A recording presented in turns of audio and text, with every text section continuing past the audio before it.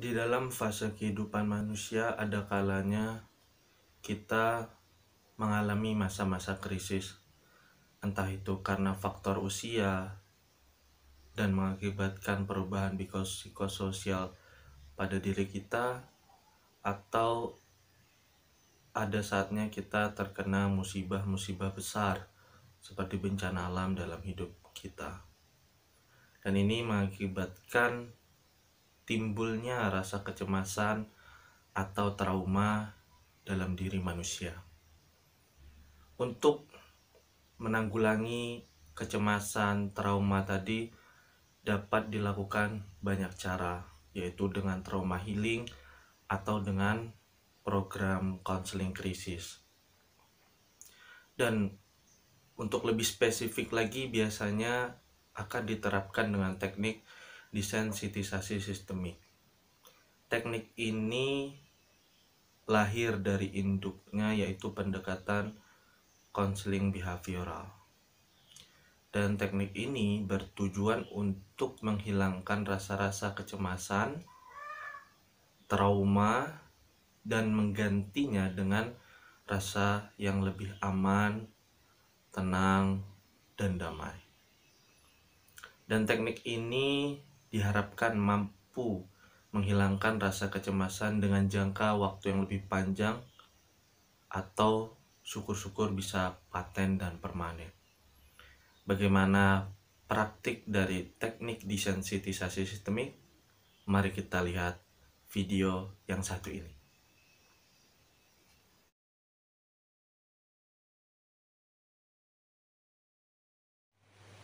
Oke Mbak, kalau gitu coba Mbaknya merem deh. Oke. Tarik nafas dulu sesuai arahan saya ya. Tarik yang dalam, tahan, lepas. Oke, tarik lagi yang dalam, tahan, lepas. Tarik lagi yang dalam, tahan, lepasnya perlahan, lepas. Oke. Mbak Anita ya, coba deh Mbak Anita bisa nggak membayangin kira-kira suatu kejadian atau musibah yang menimpa Mbak waktu itu, Mbak bayangin ulang. Coba ya, silakan langsung. Waktu itu Mbak lagi ngapain? Terus Sudah mas, sudah.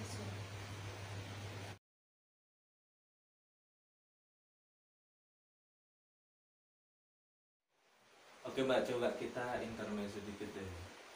Mbaknya merem, pejam mata. Oke, coba relax. Ikutin seperti saya. Tarik nafas yang dalam, tahan, hembuskan pelan. Oke, tarik nafas yang dalam lagi, tahan, hembuskan. Ya, tarik nafas yang dalam lagi, tahan, lepas perlahan. Oke Mbak Nita, sekarang coba Mbak bayangkan suatu kejadian itu terjadi, musibah yang menimpa Mbak datang. Nah waktu itu Mbak lagi ngapain, terus detail kejadiannya seperti apa itu ya. Mbaknya lari menyelamatkan diri atau menolong keluarga terlebih dahulu, menolong tetangga sekitar. Terus waktu itu Mbak gimana, tenggelam, hanyut, larut, bersih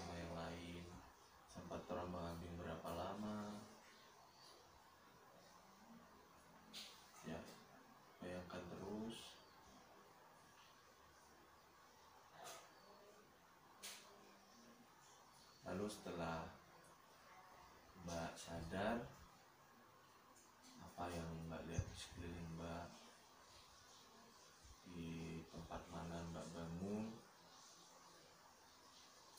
lalu siapa yang pertama kali menolong atau Mbak yang mendatangi kos-kos kita? Sudah mas. Oh oke. Ya, silakan buka matanya. Oke.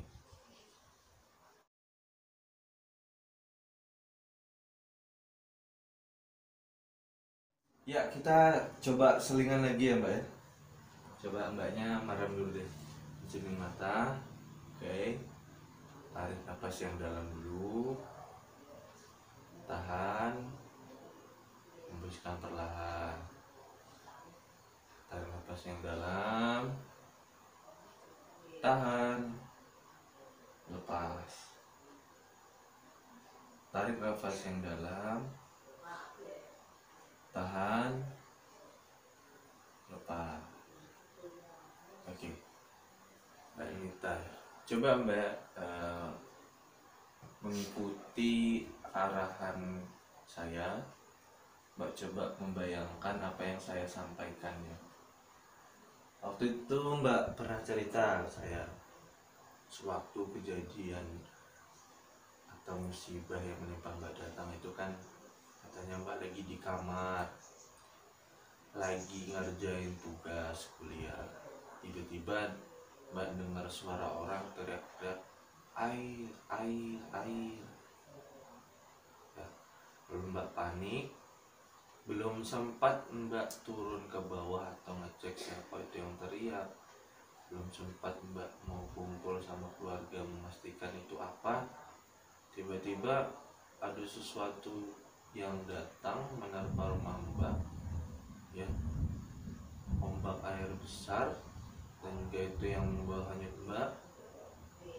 Udah tuh Mbak akhirnya terombang-ambing, lama sempat tenggelam ke dalam, terus ke permukaan lagi,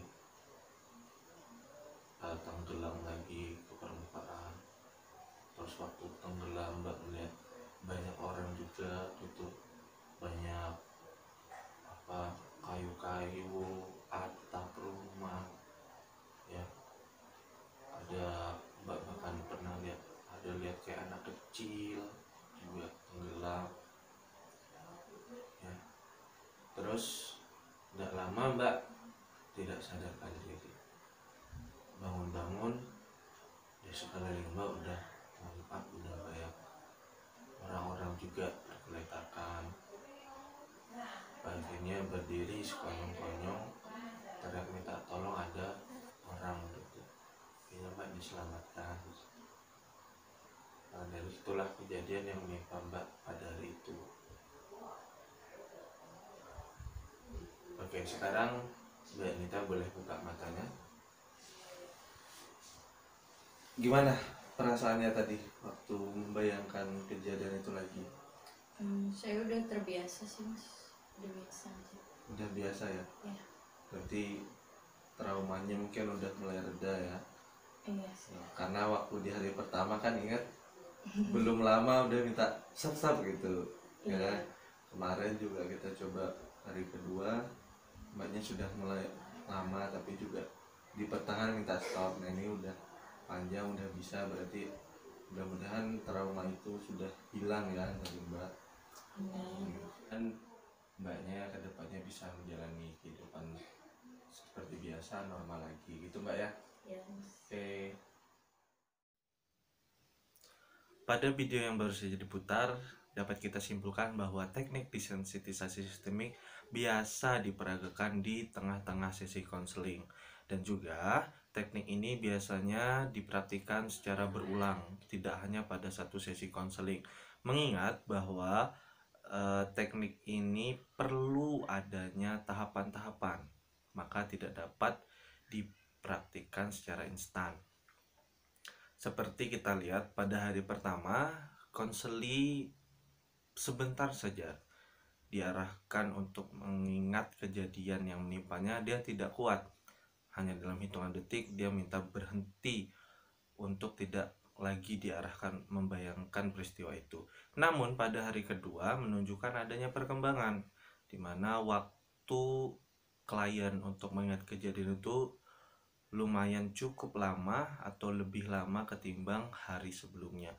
Dan di hari ketiga si klien sudah terbiasa untuk mengingat kejadian atau musibah yang menimpanya.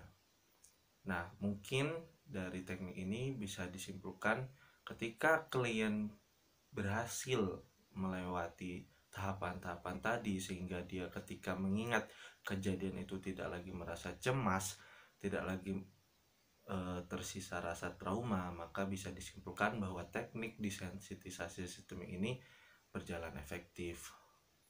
Mungkin itu dari saya, semoga bermanfaat.